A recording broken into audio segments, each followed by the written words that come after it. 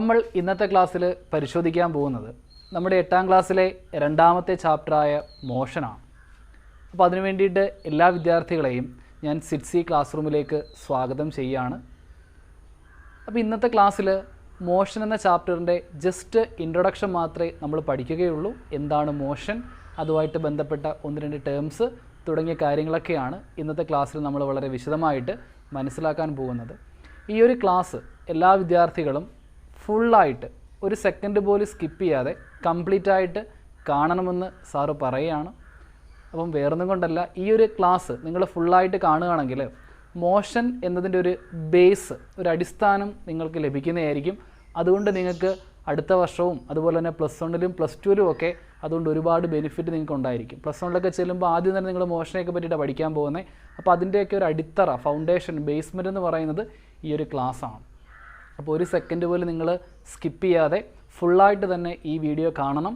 ഞങ്ങളുടെ ക്ലാസ് നിങ്ങൾക്ക് ഇഷ്ടപ്പെടുകയാണെങ്കിൽ നിങ്ങൾ ലൈക്ക് ചെയ്യുക, അത് സബ്സ്ക്രൈബ് ചെയ്യുക, മാക്സിമം നിങ്ങളത് ഷെയർ ചെയ്യാനും കൂടെ ഒന്ന് ശ്രമിക്കുക. സാർ ഇത്രയൊക്കെ നിങ്ങൾക്ക് പഠിപ്പിച്ച് തരുന്നില്ലേ, ഇപ്പോൾ നിങ്ങളതൊന്ന് ഷെയർ ചെയ്യുകയാണെങ്കിൽ അത് ഞങ്ങൾക്ക് കുറച്ച് ബെനിഫിറ്റ് ആയിരിക്കും. അപ്പോൾ നമുക്ക് നമ്മുടെ ക്ലാസ്സിലേക്ക് പോകാം. Okay, motion. കാലം ആവശ്യപ്പെടുന്നത് നൽകണം, കാലത്തിനൊപ്പം സഞ്ചരിക്കണം. സിറ്റ്സി ക്ലാസ് റൂം ലേണിംഗ് ആപ്പ് നിങ്ങൾക്കൊപ്പം, കാലത്തിനൊപ്പം. സിറ്റ്സി ഏകപക്ഷീയമായ ക്ലാസ് റൂം അല്ല, ഞങ്ങളും നിങ്ങളും പരസ്പരം സംവദിക്കുന്നു. കേരള സിലബസിലെ 8 മുതൽ 12 വരെയുള്ള ക്ലാസുകൾക്ക് ഓൺലൈൻ ഓഫ്ലൈൻ ഇന്ററാക്റ്റീവ് ക്ലാസുകളിലൂടെ സംശയരഹിത പഠനവും മികച്ച വിജയവും ഉറപ്പാക്കുന്നു. കൃത്യമായ ടൈം ടേബിൾ പ്രകാരം പാഠഭാഗങ്ങൾ പൂർണ്ണമായും പഠിപ്പിക്കുന്നു. ലൈവ് ക്ലാസുകൾക്ക് ശേഷം ക്ലാസുകളുടെ വീഡിയോ ലഭിക്കുന്നു. നോട്ട്സ് എപ്പോൾ വേണമെങ്കിലും ലഭിക്കുന്ന തരത്തിൽ നഷ്ടപ്പെടാതെ ആപ്പിൽ നിന്ന് തന്നെ ലഭിക്കും. പഠനം വിലയിരുത്താൻ രക്ഷിതാക്കൾക്കും അവസരം. ഓൺലൈനായി ടേം എക്സാമുകൾ, ഓരോ കുട്ടിക്കും വ്യക്തിഗത പരിഗണന, മൾട്ടിപ്പിൾ ചോയ്സ് പരീക്ഷകൾ, ഓൺലൈൻ പരീക്ഷകൾ, ഹോം ടെസ്റ്റുകൾ എന്നിവയിലൂടെ പഠനം വിലയിരുത്തപ്പെടുന്നു. ഇനി പഠന പൂർണ്ണത, സംതൃപ്ത പഠനം, മികവുറ്റ വിജയം. ഇപ്പോൾ തന്നെ സിറ്റ്സി ക്ലാസ് റൂം പ്ലേ സ്റ്റോറിൽ നിന്നും ഡൗൺലോഡ് ചെയ്യൂ, രജിസ്റ്റർ ചെയ്യൂ. ഇനി മുതൽ A+ അല്ല, ഫുൾ മാർക്കും നേടാം.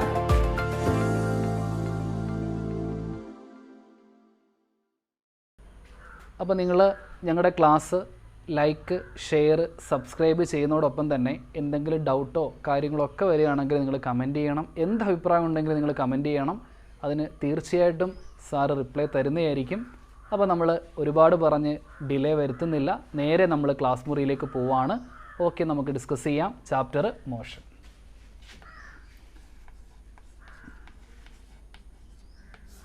ഓക്കെ, അപ്പോൾ ഈ ഒരു ചാപ്റ്റർ സ്റ്റാർട്ട് ചെയ്യുന്ന ആ ഒരു ടെക്സ്റ്റ് ബുക്കിലെ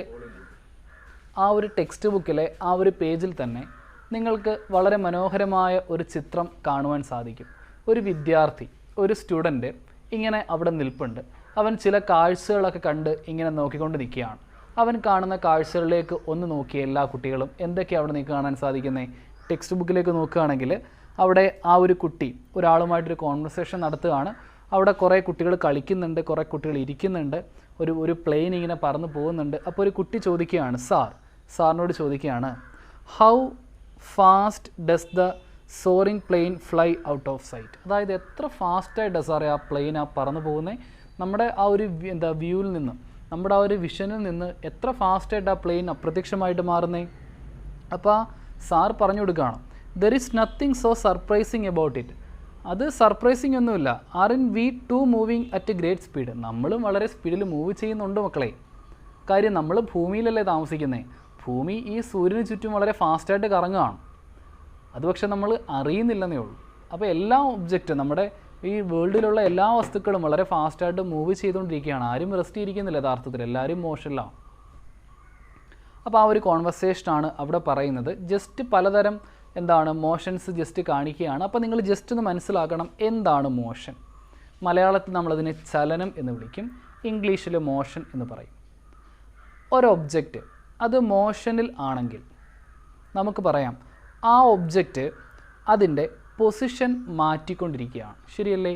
ഒരു ഒബ്ജക്റ്റ് മൂവ് ചെയ്യുകയാണെങ്കിൽ അതിൻ്റെ പൊസിഷൻ, അത് നിൽക്കുന്ന സ്ഥലത്ത് നിന്ന് എന്ത് ചെയ്തുകൊണ്ടിരിക്കുകയാണത്? അത് മാറിക്കൊണ്ടിരിക്കുകയാണ്. അപ്പോൾ അതിൻ്റെ പൊസിഷൻ മാറുകയാണെങ്കിൽ നമുക്ക് പറയാം അത് എന്തിലാണ്? മോഷൻ എന്ന സ്റ്റേറ്റിലാണ്. അപ്പോൾ ഒരു ഒബ്ജക്റ്റിൻ്റെ സ്റ്റേറ്റ് മാറുകയാണെങ്കിൽ നമുക്ക് പറയാം അത് എന്തിലാണ് മക്കളെ? അത് മോഷനിലാണ്. ഇപ്പോൾ ഒരു ബസ് റോഡിലൂടെ ഓടുകയാണ്. അത് മോഷനാണ്. കാര്യം അത് ടൈം മാറുന്നതനുസരിച്ച് അതിൻ്റെ പൊസിഷൻ മാറുകയല്ലേ. ഇനി ഒരു കുട്ടി അവൻ റോഡിൽ കൂടി ഇങ്ങനെ നടന്നു പോവാണ്, അത് മോഷനാണ്. കാര്യം അതും ടൈം മാറുന്നതനുസരിച്ച് അവൻ്റെയും പൊസിഷൻ മാറുന്നില്ലേ. അപ്പോൾ ഇത്തരത്തിൽ ഏതൊരു വസ്തു എടുത്താലും അതിൻ്റെ പൊസിഷൻ ടൈമിനനുസരിച്ച് ചേഞ്ച് ചെയ്യുന്നുണ്ട്. അപ്പോൾ സമയത്തിനനുസരിച്ച് ഇത്തരത്തിൽ പൊസിഷൻ മാറുകയാണെങ്കിൽ ഈ വേൾഡിൽ ടൈമിനനുസരിച്ച് ഏതൊക്കെ വസ്തുക്കളുടെ പൊസിഷൻ മാറുന്നുണ്ടോ അപ്പോൾ നമുക്ക് പറയാം ആ ഒബ്ജക്റ്റ് ഏത് സ്റ്റേറ്റിലാണ്, അത് മോഷനിലാണ്. ടൈമിനനുസരിച്ച് പൊസിഷൻ മാറിയാൽ അത് മോഷനിലായിരിക്കും. ഇനി ടൈമിനനുസരിച്ച് ടൈം മാറുന്നതനുസരിച്ച് ഒബ്ജക്റ്റിൻ്റെ പൊസിഷൻ മാറുന്നില്ലെന്ന് വിചാരിക്കുക, അത് റെസ്റ്റിൽ തന്നെ ഇരിക്കുകയാണ്. പൊസിഷൻ മാറാതെ അത് റെസ്റ്റിൽ തന്നെ ഇരിക്കുകയാണെങ്കിൽ നമുക്ക് പറയാം അത് ഏത് സ്റ്റേറ്റിലാണ്, അത് മോഷനല്ല മറിച്ച് റെസ്റ്റിലാണ്. പൊസിഷൻ മാറുന്നില്ലെങ്കിൽ റെസ്റ്റിൽ, പൊസിഷൻ മാറുകയാണെങ്കിലോ നമുക്കത് മോഷനാണെന്നും പറയാൻ സാധിക്കും. അപ്പോൾ ഇത്രയും കാര്യങ്ങൾ നിങ്ങൾ ജസ്റ്റ് മോഷനുമായിട്ട് ബന്ധപ്പെട്ട് ഒന്ന് മനസ്സിലാക്കി വെക്കുക. അപ്പോൾ നിങ്ങളുടെ ടെക്സ്റ്റ് ബുക്കിൽ 2ാമത്തെ പേജിലേക്ക് ഒന്ന് ശ്രദ്ധിച്ചേ, അവിടെ ഒരു ടേബിൾ കൊടുത്തിട്ടുണ്ട്. ആ ടേബിൾ വളരെ ഇമ്പോർട്ടൻ്റ് ആണ്. ഓക്കെ, അത് ഞാൻ ബോർഡിലേക്ക് വരയ്ക്കുന്നില്ല, നിങ്ങൾ ആ ടെക്സ്റ്റ് ബുക്ക് നോക്കിയാൽ മതി. എല്ലാ വിദ്യാർത്ഥികളും ടെക്സ്റ്റ് ബുക്കിൽ പേജ് നമ്പർ 118 എടുക്കുക. ആ 118 ഏറ്റവും മുകളിലായിട്ട് കാണുന്ന ആ ഒരു പേജിലേക്ക് നിങ്ങളൊന്ന് ശ്രദ്ധിക്കുക.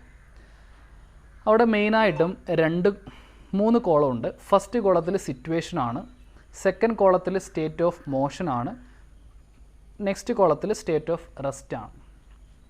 അപ്പോൾ അവിടുത്തെ സിറ്റുവേഷൻ എന്തൊക്കെയാണ് പറയുന്നത്? First situation, A passenger in A moving bus.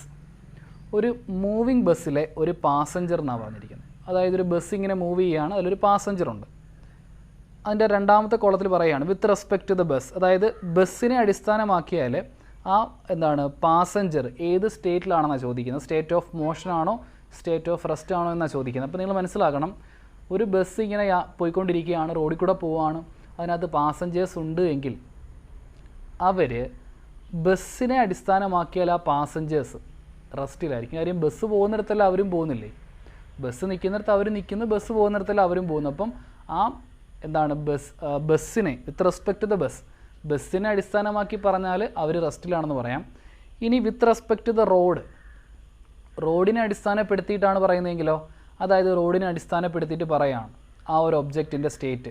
നമ്മൾ വിത്ത് റെസ്പെക്ട് ടു ദ റോഡിനെ അടിസ്ഥാനപ്പെടുത്തി പറയുകയാണെങ്കിൽ ആ ഒബ്ജക്റ്റ് ഏത് സ്റ്റേറ്റിലായിരിക്കും, അത് റോഡിനെ അടിസ്ഥാനപ്പെടുത്തുകയാണെങ്കിൽ മോഷനായിരിക്കും.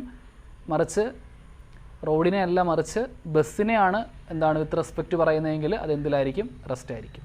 അപ്പോൾ അത് നിങ്ങൾ മനസ്സിലാകുന്നതാണ് ഫസ്റ്റ് എക്സാമ്പിൾ. ഇനി സെക്കൻഡ് സിറ്റുവേഷൻ നോക്കി, a crow sitting on a cow grazing in a field. ഒരു കാക്ക എന്ത് ചെയ്യാണ്, സിറ്റിംഗ് ഓൺ എ കൗ, ഒരു പശുവിൻ്റെ പുറത്തിരുന്നിട്ട് ഗ്രേസിങ് ഇൻ എ ഫീൽഡ്, ഒരു ഫീൽഡിൽ പുല്ല് മെയ്യാണ്. ഗ്രേസിങ് എന്ന് പറഞ്ഞാൽ പുല്ല് മെയ്യുന്നതാണ്. അപ്പോൾ ഒരു കാക്ക പശുവിൻ്റെ പുറത്തിരുന്ന് പുല്ല് മെയ്യാണെങ്കിൽ with respect to the cow, അതുപോലെ തന്നെ with respect to the ground, അവിടുത്തെ സ്റ്റേറ്റ് എഴുതണം. അപ്പോൾ നിങ്ങൾ പറയണം, ഒരു കാക്ക പശുവിൻ്റെ പുറത്തിരുന്ന് പുല്ല് മെയ്യുന്ന സമയത്ത് ആ കാക്ക with respect to the cow, പശുവിനെ അപേക്ഷിച്ച് അത് റെസ്റ്റിലല്ലേ. കാര്യം പശു പോകുന്നിടത്തെല്ലാം കാക്കയും പോകുന്നുണ്ട്, കാക്ക ഇരിക്കുന്നിടത്തൊന്നും അനങ്ങുന്നില്ല, കാക്ക എവിടെ ഇരിക്കുന്നു അവിടെ തന്നെ ഇരിക്കുകയാണ്. അപ്പോൾ അതുകൊണ്ട് ആ പശു പോകുന്നിടത്തെല്ലാം നമുക്ക് എന്ത് പറയാം, ആ ക്രോ എന്ന് പറയുന്നത് ഏത് സ്റ്റേറ്റിലാണ്, അത് റെസ്റ്റിലാണ്. പക്ഷേ with respect to the ground, നമ്മൾ ഗ്രൗണ്ടിനെ അടിസ്ഥാനപ്പെടുത്തിയാലോ, ആ ഗ്രൗണ്ടിനെ അടിസ്ഥാനപ്പെടുത്തി പറയുകയാണെങ്കിൽ ആ ക്രോ അല്ലെങ്കിൽ ആ കാക്കയെന്ന് പറയുന്ന ആ ഒരു പക്ഷി അതെന്തിലായിരിക്കും, അത് മോഷനായിരിക്കും. അപ്പോൾ ഇത്തരത്തിൽ 2 വസ്തുക്കളെ അടിസ്ഥാനപ്പെടുത്തിയിട്ടാണ് നമ്മൾ എപ്പോഴും ഒരു ഒബ്ജക്റ്റിൻ്റെ സ്റ്റേറ്റ് ഡിസ്ക്രൈബ് ചെയ്യുന്നത്. ഇപ്പോൾ ഒരു കാക്കയുടെ എക്സാമ്പിൾ പറഞ്ഞില്ലേ, കാക്ക ഗ്രൗണ്ടിനെ അടിസ്ഥാനപ്പെടുത്തുകയാണെങ്കിൽ അത് മോഷനാണ്, പക്ഷേ കൗവിനെ അടിസ്ഥാനപ്പെടുത്തിയിട്ടാണ് പറയുന്നതെങ്കിലോ അത് റെസ്റ്റിലാണ്. അപ്പോൾ ഇങ്ങനെയാണ് നമ്മളത് എക്സ്പ്ലെയിൻ ചെയ്യുന്നത്. ഇനി 3ാമത്തെ എക്സാമ്പിൾ നോക്കി, a child standing in a field. ഒരു കുട്ടി ഒരു മൈതാനത്ത് ഇങ്ങനെ നിൽക്കുകയാണേ. First with respect to the ഗ്രൗണ്ടിനെ അടിസ്ഥാനപ്പെടുത്തി അവൻ്റെ സ്റ്റേറ്റ് എന്തായിരിക്കും, അവൻ വെറുതെ നിൽക്കുകയല്ലേ, അവൻ അനങ്ങുന്നുണ്ടോ, ഇല്ല. അപ്പോൾ ഗ്രൗണ്ടിനെ അടിസ്ഥാനപ്പെടുത്തി പറയുകയാണെങ്കിൽ ആ കുട്ടി എന്ന് പറയുന്നത് റെസ്റ്റ് എന്ന് പറഞ്ഞ സ്റ്റേറ്റിലായിരിക്കും, കാര്യം അവൻ വെറുതെ നിൽക്കുകയാണ്. ഇനി അവൻ സൂര്യനെ അടിസ്ഥാനപ്പെടുത്തിയിട്ടാണ് പറയുന്നതെങ്കിലോ, സൂര്യനെ അടിസ്ഥാനപ്പെടുത്തിയിട്ട് പറയുകയാണെങ്കിൽ അവൻ റെസ്റ്റാണെന്ന് പറയാൻ കഴിയില്ല. കാര്യം എന്താ, അവൻ നിൽക്കുന്ന ഭൂമി വെറുതെ നിൽക്കുകയാണോ, അല്ല, അത് സൂര്യന് ചുറ്റും കറങ്ങിക്കൊണ്ടിരിക്കുകയാണ്.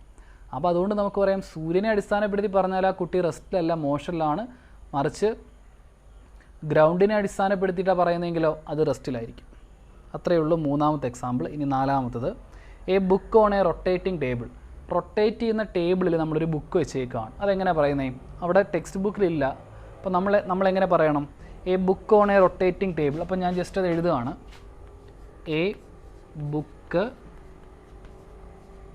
ഓൺ എ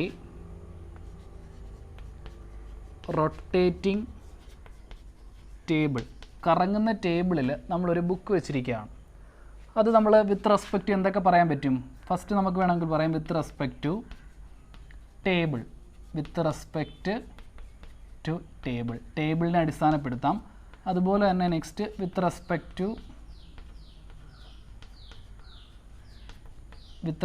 ടു ഗ്രൗണ്ട്, അല്ലെങ്കിൽ ഫ്ലോർ എന്ന് പറഞ്ഞാലും കുഴപ്പമില്ല, ഗ്രൗണ്ട് എന്നോ ടേബിൾ എന്നോ പറയാം. അപ്പോൾ നമുക്ക് എന്ത് പറയാം മക്കളെ? ഒരു ബുക്ക് ഒരു റൊട്ടേറ്റിംഗ് ടേബിളിൽ ഇരിക്കുകയാണ്. ടേബിളിനെ അടിസ്ഥാനപ്പെടുത്തി പറഞ്ഞാൽ ആ ബുക്ക് എന്തിലായിരിക്കും? കാര്യം ടേബിൾ കറങ്ങുന്നതോടൊപ്പം തന്നെ ബുക്കും കറങ്ങുന്നില്ലേ? സോ നമുക്ക് പറയാം ഈ കേസിൽ അത് എന്തിലായിരിക്കും?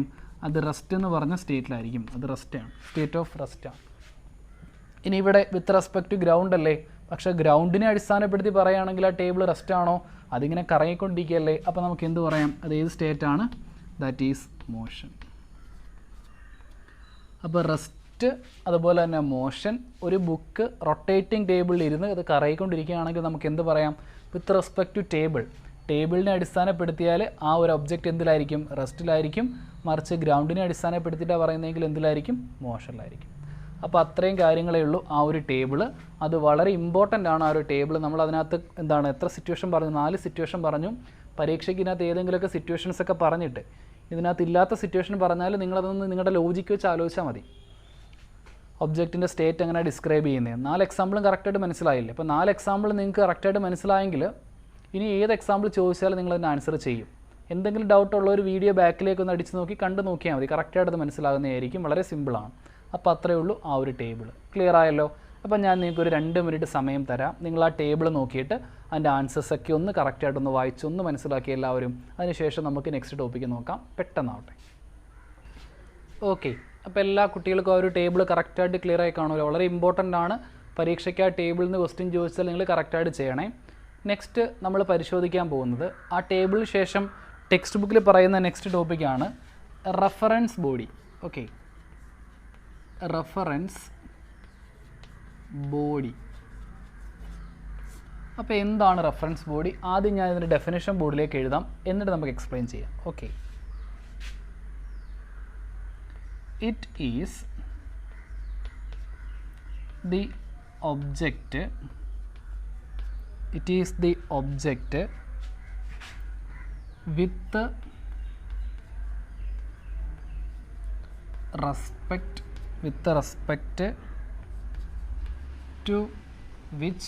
with respect to which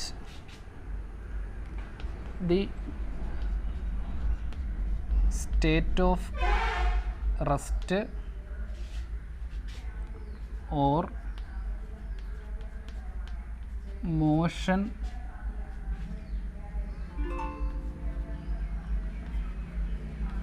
of an object is described. അപ്പോൾ നമ്മൾ റെഫറൻസ് ബോഡിയുടെ ഡെഫിനിഷൻ എഴുതിയിരിക്കുകയാണ്. ശ്രദ്ധിച്ച് നോക്കി എന്താണ് റെഫറൻസ് ബോഡി എന്ന്. റെഫറൻസ് ബോഡി എന്ന് വെച്ചാൽ ഇറ്റ് ഈസ് ദ ഒബ്ജക്റ്റ്. ഇതൊരു ഒബ്ജക്റ്റാണ്, ഒരു വസ്തുവാണ്.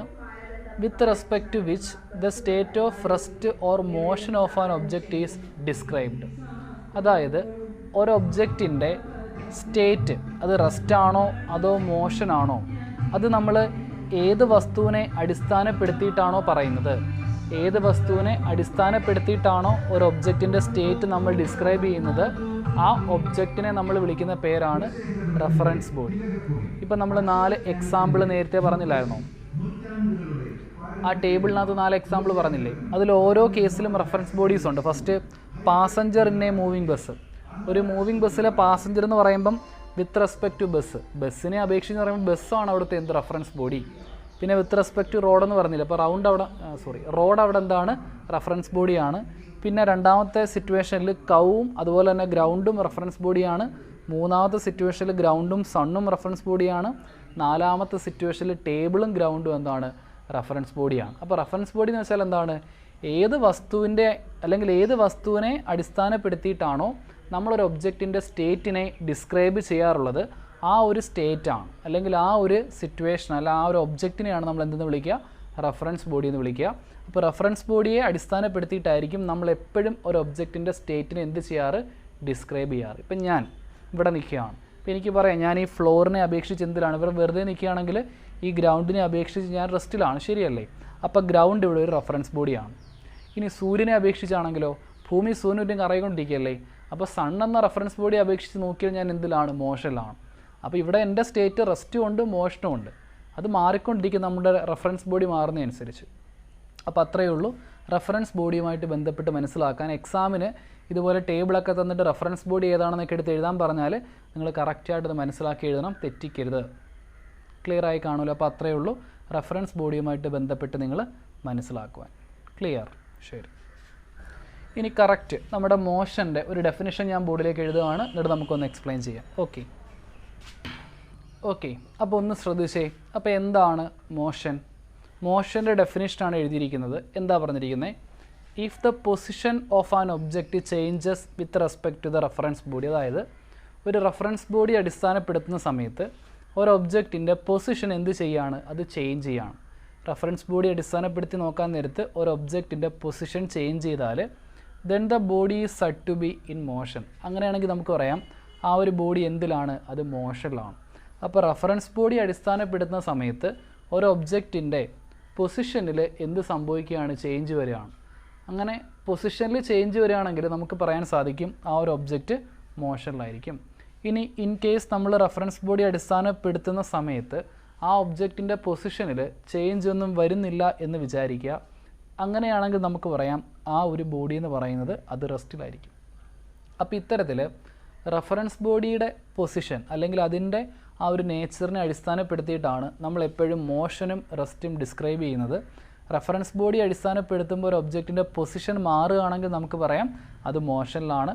റെഫറൻസ് ബോഡി അടിസ്ഥാനപ്പെടുത്തുന്ന സമയത്ത് അതിൻ്റെ പൊസിഷൻ മാറുന്നില്ലെങ്കിൽ നമുക്ക് പറയാം അത് റെസ്റ്റിലായിരിക്കും. അത്രയേ ഉള്ളൂ റെഫറൻസ് ബോഡിയും മോഷനും തമ്മിലുള്ള ആ ഒരു റിലേഷൻ. എല്ലാ കുട്ടികൾക്കും അത് കറക്റ്റായിട്ട് മനസ്സിലായി കാണുമല്ലോ? ശരി. അപ്പം ഇത് ജസ്റ്റ് നിങ്ങൾ നോട്ട്ബുക്കിനകത്തേക്ക് ഒന്ന് നോട്ട് ചെയ്യുക, ജസ്റ്റ് അല്ലെങ്കിൽ ഒന്ന് സ്ക്രീൻഷോട്ട് എടുത്ത് വെച്ചിരുന്നാലും മതി. ഓക്കെ, പെട്ടെന്നാവട്ടെ. ഓക്കെ, അപ്പം നിങ്ങളിത് കറക്റ്റായിട്ട് നോട്ട് ചെയ്തല്ലോ? ശരി.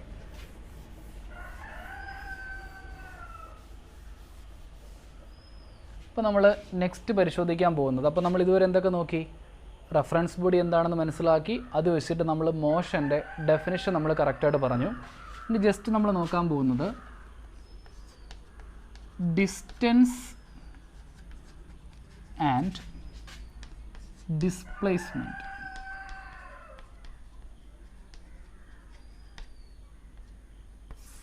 ഓക്കെ, അപ്പോൾ നമ്മൾ നെക്സ്റ്റ് പരിശോധിക്കുകയാണ് എന്താണ് ഡിസ്റ്റൻസ്, അതുപോലെ തന്നെ എന്താണ് ഡിസ്പ്ലേസ്മെൻറ്റ്. അപ്പോൾ അതിന് വേണ്ടിയിട്ട് ഇവിടെ നോക്കി, ഇതൊരു പോയിൻ്റാണ്. ഈ പോയിൻറ്റിനെ ഞാൻ എ എന്ന് വിളിക്കുകയാണ്. ഓക്കെ, ഈ പോയിൻറ്റിനെ എ എന്ന് വിളിക്കുന്നു. ഇവിടെ ഒരു പോയിൻ്റ് ഉണ്ട്, ഞാൻ അതിനെ ബി എന്ന് വിളിക്കുന്നു. ഇവിടെ ഒരു പോയിൻ്റ് ഉണ്ട്, അതിനെ സി എന്ന് വിളിക്കുന്നു. ഇവിടെ ഒരു പോയിൻ്റ് ഉണ്ട്, അതിനെ ഡി എന്ന് വിളിക്കുന്നു. ഒരു ഒബ്ജക്റ്റ് എയിൽ നിന്നിങ്ങനെ പോയി അത് ബിയിൽ ചെന്നിട്ട് ബിയിൽ നിന്ന് പിന്നെ അത് നേരെ സിയിലേക്ക് പോകുന്നു. സിയിൽ നിന്ന് പിന്നെ നേരെ അത് ഡിയിലേക്ക് വരികയാണ്. എയിൽ നിന്ന് ബി വരെ ഞാൻ പറയുകയാണ് 10 മീറ്റർ ദൂരമുണ്ട്. ബിയിൽ നിന്ന് സി വരെ ഒരു 15 മീറ്റർ ദൂരമുണ്ടെന്ന് ഇരിക്കട്ടെ. സിയിൽ നിന്ന് ഡി വരെ ഒരു 20 മീറ്റർ ദൂരമുണ്ടെന്ന് ഇരിക്കട്ടെ. എങ്കിൽ എയിൽ നിന്ന് ബിയിലൂടെയും സിയിലൂടെയും സഞ്ചരിച്ച് ഡിയിലെത്തിയ ഈ ഒരു ഒബ്ജക്റ്റ് എത്ര ഡിസ്റ്റൻസ് ആയിരിക്കും ട്രാവൽ ചെയ്തത് എന്ന് ചോദിച്ചാൽ നിങ്ങൾ ചെയ്യേണ്ടത് ഇത്രയേ ഉള്ളൂ. ഈ ഒബ്ജക്റ്റ് പോയ പാത്ത് ഉണ്ടല്ലോ, പോയ വഴി, അതിൻ്റെ ടോട്ടൽ ലെങ്ത് എത്രയാണെന്ന് പരിശോധിച്ചാൽ മതി.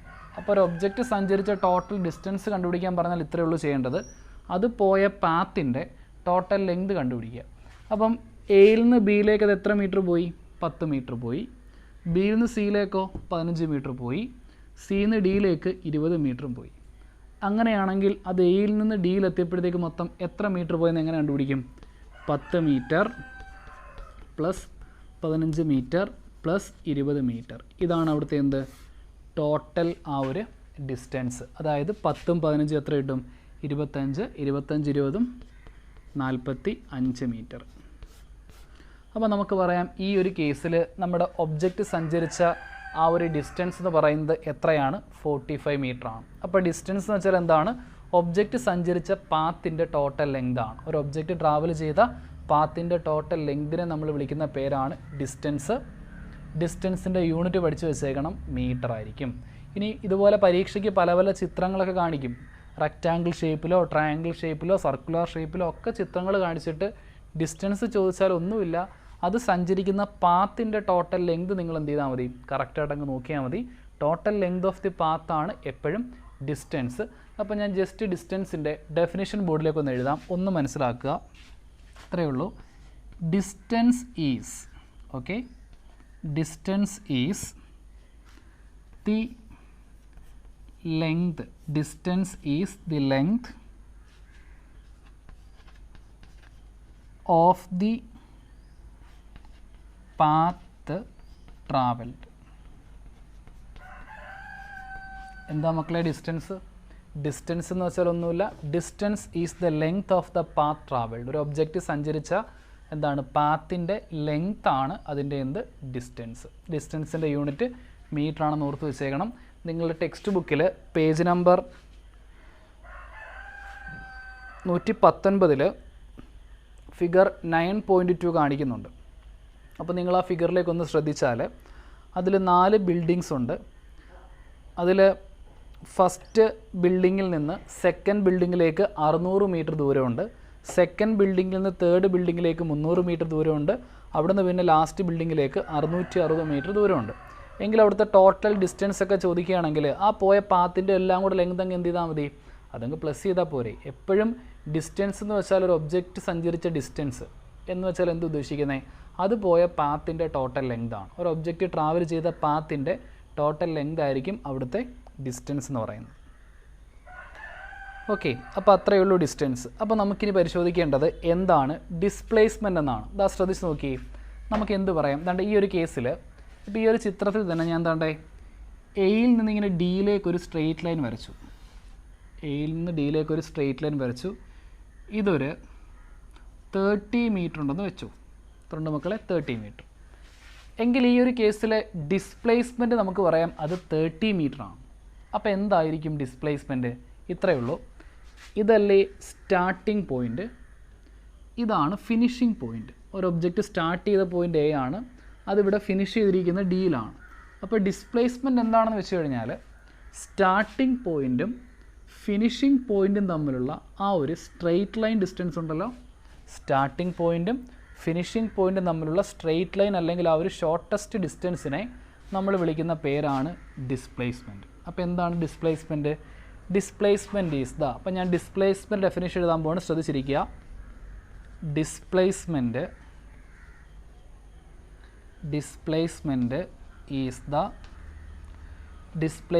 Is the shortest distance. Shortest distance എന്ന് പറയാം, ഓർ എങ്ങനെ പറയാം? Straight line distance. Shortest distance or straight line distance. Displacement is the shortest distance or straight line distance between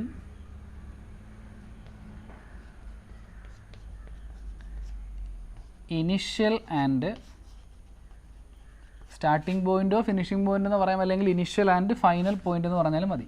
initial and final point. അപ്പോൾ ഇതാണ് displacement. അപ്പോൾ ഇതുപോലെ ചിത്രങ്ങളൊക്കെ കാണിച്ചിട്ട് ഡിസ്പ്ലേസ്മെൻറ്റ് ചോദിക്കുകയാണെങ്കിൽ നിങ്ങൾ കറക്റ്റായിട്ട് പറയണം ഒരു ഒബ്ജക്റ്റ് സ്റ്റാർട്ട് ചെയ്ത പോയിൻ്റ് തൊട്ട് അത് സ്റ്റോപ്പ് ചെയ്ത പോയിൻ്റ് വരെയുള്ള ആ ഒരു സ്ട്രെയിറ്റ് ലൈൻ ഡിസ്റ്റൻസ് അല്ലെങ്കിൽ ഷോർട്ടസ്റ്റ് ഡിസ്റ്റൻസിനെ ആയിരിക്കും നമ്മൾ എന്തെന്ന് വിളിക്കുക? ഡിസ്പ്ലേസ്മെൻ്റ് എന്ന് വിളിക്കുക. നേരത്തെ നമ്മൾ പറഞ്ഞു ഡിസ്റ്റൻസിൻ്റെ യൂണിറ്റ് എന്താണ്? മീറ്റർ ആണെന്ന് ഞാൻ പറഞ്ഞില്ലേ? സെയിം അതുപോലെ തന്നെ ഡിസ്പ്ലേസ്മെൻറ്റിൻ്റെ യൂണിറ്റും എന്ത് തന്നെയായിരിക്കും? മീറ്റർ തന്നെയായിരിക്കും. ഇപ്പോൾ ഡിസ്റ്റൻസിൻ്റെ യൂണിറ്റും ഡിസ്പ്ലേസ്മെൻറ്റ് യൂണിറ്റും എന്ത് തന്നെയാണ്? മീറ്റർ തന്നെയാണ്. ഡെഫിനിഷൻ കറക്റ്റായിട്ട് പഠിക്കണം. ഡിസ്റ്റൻസ് എന്ന് വെച്ചാൽ എന്താ ഉദ്ദേശിക്കുന്നത്? Distance is the length of the path travelled. ഒരു ഒബ്ജക്റ്റ് ട്രാവൽ ചെയ്ത പാത്തിൻ്റെ ലെങ്ത് ആണ് distance. Distance is the length of the path travelled. Displacement എന്താണ്? Displacement is the shortest distance or straight line distance between initial and final point. Initial പോയിൻറ്റും final പോയിൻറ്റും തമ്മിലുള്ള straight line or shortest ഡിസ്റ്റൻസിനെ നമ്മൾ വിളിക്കുന്ന പേരാണ് displacement. അപ്പോൾ അത്രയേ ഉള്ളൂ ഡിസ്പ്ലേസ്മെൻറ്റ്, അതുപോലെ തന്നെ ഡിസ്റ്റൻസ്. കറക്റ്റായിട്ട് മനസ്സിലായി കാണുമല്ലോ, വളരെ എളുപ്പമാണ്. ഓക്കെ, ഇനി ഇതുമായിട്ട് ബന്ധപ്പെട്ട രണ്ടിനെ യൂണിറ്റ് മീറ്ററാണെന്ന് ഓർത്ത് വെച്ചേക്കണം. ഇതുമായിട്ട് ബന്ധപ്പെട്ട 1-2 പ്രോബ്ലം നമുക്ക് ചെയ്യാം. നിങ്ങൾ കറക്റ്റായിട്ട് പഠിക്കണേ. ചിത്രം വെച്ചിട്ടായിരിക്കും നമ്മൾ ക്വസ്റ്റ്യൻ ചെയ്യാൻ പോകുന്നത്.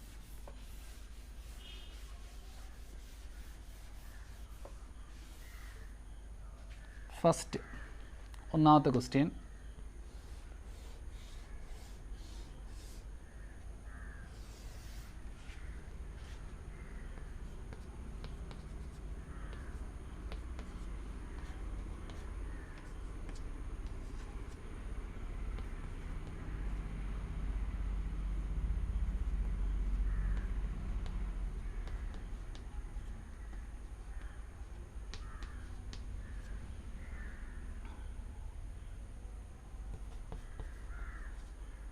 ക്വസ്റ്റ്യൻ ഇതാണ്.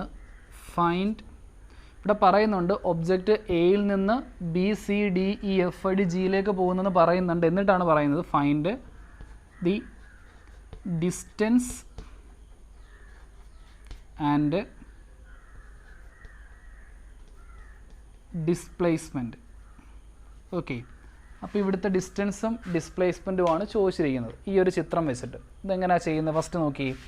ഫസ്റ്റ് ഡിസ്റ്റൻസ് പറ മക്കളെ, ഡിസ്റ്റൻസ് എങ്ങനെ കണ്ടുപിടിക്കാൻ പറ്റും? എയിൽ നിന്ന് B C D E F I ജിയിലേക്ക് വന്നാൽ ഡിസ്റ്റൻസ് ചോദിച്ചാൽ ആ പോയ പാത്തിൻ്റെ ലെങ്ത് എല്ലാം കൂടെ എന്ത് ചെയ്താൽ മതി? കൂട്ടിയാൽ പോരായോ? അപ്പോൾ എല്ലാം കൂടെ കൂടുമ്പം ഇത് 10, ഇത് 10, 10 10 20, 20 10 30, 30 10 40, 40 10 50, 50 10 എത്ര? 60. So 60 metre. യൂണിറ്റ് എഴുതണം, മീറ്ററാണ് യൂണിറ്റ്. അപ്പോൾ 60 മീറ്ററാണ് ഇവിടുത്തെ ഡിസ്റ്റൻസ്. ഇനി ഡിസ്പ്ലേസ്മെൻറ്റ് എത്ര ആയിരിക്കും? ഡിസ്പ്ലേസ്മെൻറ്റ് ഞാൻ പറഞ്ഞു, എന്തു definition? Displacement is the shortest distance or straight line distance between initial and final point. Initial point ഏതാ? എ എന്നല്ലേ സ്റ്റാർട്ട് ചെയ്യുമെന്ന് പറഞ്ഞത്, അവസാനിച്ചത് ജിയിലാണെന്ന് പറഞ്ഞത്. അപ്പോൾ ഈ എ തൊട്ട് ജി വരെ, ഇനിഷ്യൽ പോയിൻറ്റ് തൊട്ട് ഫൈനൽ പോയിൻറ്റ് വരെയുള്ള ആ ഒരു ഷോർട്ടസ്റ്റ് ഡിസ്റ്റൻസ് അല്ലെങ്കിൽ സ്ട്രെയിറ്റ് ലൈൻ ഡിസ്റ്റൻസ് എത്ര? അത് 50 മീറ്റർ. സോ 50 മീറ്ററാണ് ഇവിടുത്തെ എന്ത്? ഡിസ്പ്ലേസ്മെൻറ്റ്. അപ്പോൾ നിങ്ങൾ ശ്രദ്ധിച്ചേ, ഈ കേസിൽ ഡിസ്റ്റൻസ് എത്ര കിട്ടി? 60 മീറ്റർ കിട്ടി. ഡിസ്പ്ലേസ്മെൻറ്റ് എത്ര കിട്ടി? 50 മീറ്റർ കിട്ടി. അപ്പോൾ ഇതിങ്ങനെയാണ് ചെയ്യേണ്ടത്. അപ്പോൾ ഇനി പരീക്ഷയ്ക്ക് ഇതുപോലെ ഏതൊരു ചിത്രം തന്നിട്ടും ഡിസ്റ്റൻസും ഡിസ്പ്ലേസ്മെൻറ്റും ചോദിച്ചാൽ, ഡിസ്റ്റൻസ് എന്ന് വെച്ചാൽ പോയ പാത്തിൻ്റെ ടോട്ടൽ ലെങ്ത് ആയിരിക്കും. ഡിസ്പ്ലേസ്മെൻറ്റ് എന്ന് വെച്ചാലോ ഇനിഷ്യൽ പോയിൻറ്റും ഫൈനൽ പോയിൻറ്റും തമ്മിലുള്ള ഷോർട്ടസ്റ്റ് ഡിസ്റ്റൻസ് ആയിരിക്കും. അപ്പോൾ ഈ ചിത്രം വരച്ചിട്ട് ഈ ആൻസർ ഒന്ന് നോട്ട് ചെയ്തേ, പെട്ടെന്നാവട്ടെ. സെക്കൻഡ് ക്വസ്റ്റ്യൻ,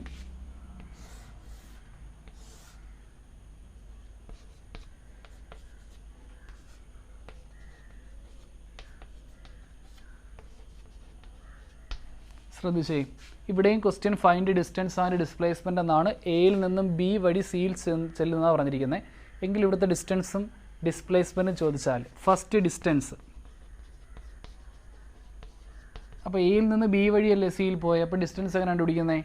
എയിൽ നിന്ന് ബി വരെ 10 മീറ്റർ ഉണ്ട്, ബിയിൽ നിന്ന് സി വരെ 12 മീറ്റർ ഉണ്ട്. സോ 10ഉം 12ഉം കൂടുമ്പോൾ എത്ര കിട്ടും? 22 മീറ്റർ. സോ 22 മീറ്ററാണ് നമ്മുടെ എന്ത്? ഡിസ്റ്റൻസ്. ഇനി അങ്ങനെയാണെങ്കിൽ ഡിസ്പ്ലേസ്മെൻറ്റ് എത്ര ആയിരിക്കും? ഡിസ്പ്ലേസ്മെൻറ്റ് എങ്ങനെ കണ്ടുപിടിക്കുന്നത്? ഇനിഷ്യൽ പോയിൻറ്റും ഫൈനൽ പോയിൻറ്റും തമ്മിലുള്ള ഷോർട്ടസ്റ്റ് സ്ട്രെയിറ്റ് ലൈൻ ഡിസ്റ്റൻസ് എത്ര? അത് 20 മീറ്റർ. അപ്പോൾ നമുക്ക് മനസ്സിലാക്കാം ഇവിടെ ഡിസ്പ്ലേസ്മെൻറ്റ് 20 ആണ്, ഡിസ്റ്റൻസ് എത്രയാണ്? 22. അപ്പോൾ ഇതേപോലെയുള്ള ചിത്രങ്ങളൊക്കെ തന്നിട്ട് നിരവധി തവണ പരീക്ഷയ്ക്ക് ക്വസ്റ്റ്യൻസ് വന്നിട്ടുണ്ട് ഡിസ്റ്റൻസും ഡിസ്പ്ലേസ്മെൻറ്റും കണ്ടുപിടിക്കാൻ. അപ്പോൾ നിങ്ങളത് കറക്റ്റായിട്ട് ചെയ്യണം, തെറ്റിക്കരുത്. ഡെഫിനേഷൻ ഓർത്ത് വെച്ചേക്കണം. Distance is the length of the path travelled എന്നാണ്. Displacement is the shortest or straight line distance between initial and final point. Clear ആയി കാണത്തില്ല. അപ്പോൾ അത്രയേ ഉള്ളൂ ആ ഒരു ക്വസ്റ്റ്യൻ. അടുത്തത് മൂന്നാമത്തെ ക്വസ്റ്റ്യൻ, തേർഡ് ക്വസ്റ്റ്യൻ.